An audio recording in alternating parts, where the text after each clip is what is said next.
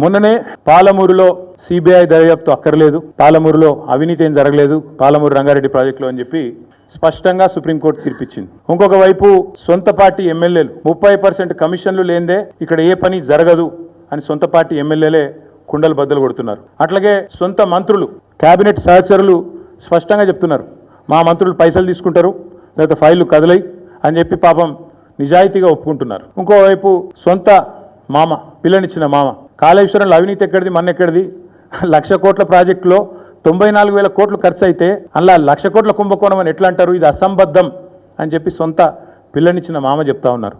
కాబట్టి ఫ్రస్ట్రేషన్లో రేవంత్ రెడ్డి గారు ఏవేవో చేస్తుంటారు, ఏవేవో లీకులు ఇచ్చి ఏదో రకంగా మీడియా మేనేజ్మెంట్ చేసి నేషనల్ హెరాల్డ్ కేసులో ఛార్జ్షీట్లో పేరు వచ్చిన కొన్ని పత్రికలు అయితే రాయలేదు. మాకు చాలా ఆశ్చర్యంగా ఉంది, ఎంత బాగా కవర్ చేసుకుంటూ వస్తున్నారంటే రేవంత్ రెడ్డి గారిని, చాలా ఆశ్చర్యంగా ఉంది. ఇట్లా కూడా చేయొచ్చా అని. అంటే ఇంత పెద్ద కేసులో ఇంత పెద్ద మ్యాటర్ వస్తే, ఒక ముఖ్యమంత్రి పేరు వస్తే, ఇదే కేసీఆర్ గారి పేరుంటే రాకపోదురా?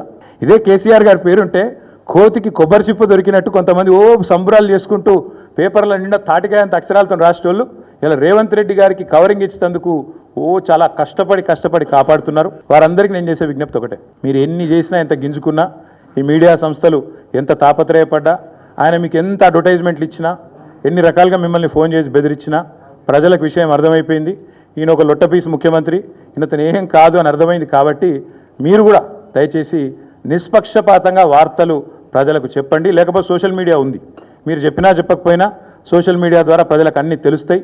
తెలియదు మేము పిల్లి కదా కళ్ళు మూసుకొని పాలు తాగితే తెలియదు అనుకుంటుంది అన్నట్టు, మేము రాయకపోతే వార్తనే కాదు, మేము రాయకపోతే మేము నొక్కేస్తే ఎవరైనా కూడా వాస్తవాలు చెప్తున్నాం. మీకు అబద్ధం అనిపిస్తే నేనేం చేయాలి? కానీ చాలామంది రాస్తలేరు, మరి ఏం చేయాలి? మరి మా బాధ మేము చెప్పుకోవాలి కదా, ప్రజలకన్నా చెప్పుకోవాలి కదా. కాబట్టి మీరు అట్లా అనుకొని మీ భ్రమల్లో ఉన్నంత మాత్రాన మీరు చేయగలిగేది ఏం లేదని కూడా చెప్తూ సహకరించే మిత్రులకు థ్యాంక్ యూ.